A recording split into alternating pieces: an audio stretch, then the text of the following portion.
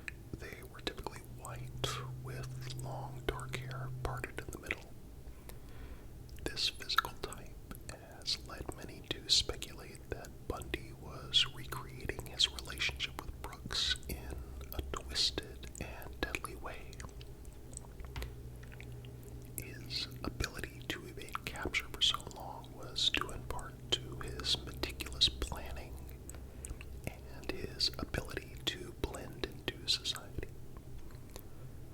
Bundy moved frequently, and his killings spanned multiple states, making it difficult for law enforcement to connect the dots. In 1974, Bundy's killing spree intensified. Women began disappearing at an alarming rate from Washington and Oregon. The disappearances were marked by a sinister pattern. Witnesses often reported seeing a man matching Bundy's description, sometimes introducing himself as Ted and asking for help. Despite multiple reports, Bundy managed to stay one step ahead of the authorities. Perhaps one of the most brazen examples of Bundy's audacity occurred in July 1974 when he abducted two women, Janice Ott and Denise Nesland, from Lake Sammamish State Park in broad daylight. Witnesses described a man with a sling asking for help, loading a sailboat into his car.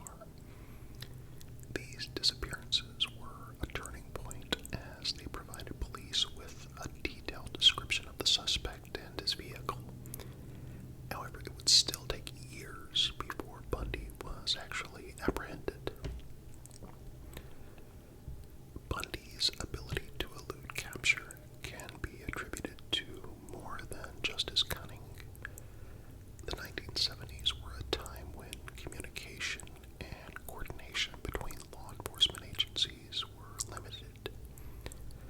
Bundy exploited these gaps, committing murders in multiple states, including Utah, Colorado, and Florida. Each jurisdiction worked independently, and it wasn't until later that the full scope of Bundy's crimes became apparent. The psychological complexity of Ted Bundy is a subject that continues to intrigue criminologists and psychologists alike. Unlike many serial killers who fit the profile of social outcasts, Bundy was outgoing, well-educated, and seemingly normal. His ability to lead a double life, charming friends and coworkers while committing heinous acts, has led some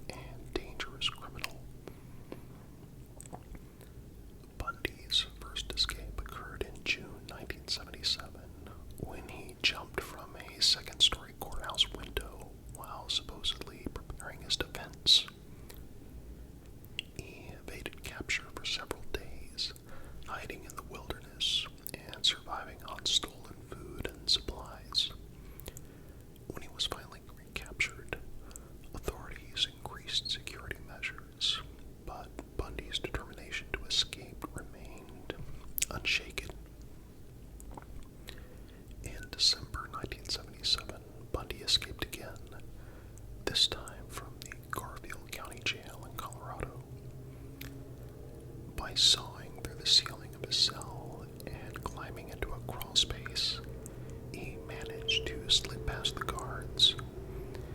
His second escape marked a turning point in his criminal career, as it allowed him to travel to Florida, where he committed some of his most horrific crimes.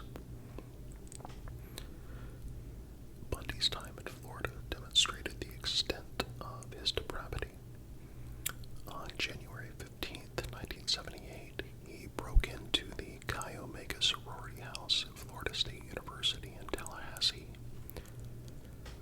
What followed was a brutal attack that left two women, Margaret Bowman and Lisa Levy, dead, and two others severely injured.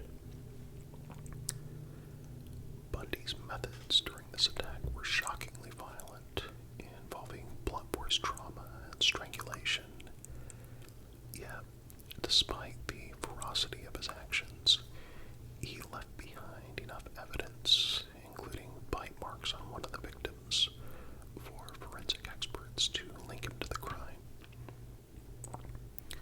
Just weeks later, Bundy abducted and murdered 12-year-old Kimberly Leach, his youngest known victim. Her disappearance and murder were marked by a level of cruelty that shocked even seasoned investigators. Kimberly's death represented the culmination of Bundy's escalating violence and lack of restraint. It was this murder, coupled with the Chi Omega attacks, that ultimately led to his downfall. Bundy was arrested for the final time on February 15th, 1978, after being stopped by a police officer in Pensacola, Florida, for driving a stolen vehicle. By this point, his name was already infamous, and investigators across the country were eager to connect him to unsolved cases. Bundy's trial for the Chi Omega murders began in 1979 and became a media spectacle. Cameras in the courtroom captured Bundy's behavior, which alternated between charismatic and unsettling. He appeared confident, often smiling and joking, as though the gravity of the charges against him didn't apply. The trial was notable for the use of forensic evidence, particularly the bite mark analysis, which proved to be a decisive factor in securing Bundy's conviction. The jury deliberated for less than 7 hours before finding him guilty of the Chi Omega murders. He was sentenced to death for these crimes and later received an additional death sentence for Kimberly Leach's murder. Even as he awaited execution, Bundy continued to manipulate those around him. He gave interviews in which he spoke about his crimes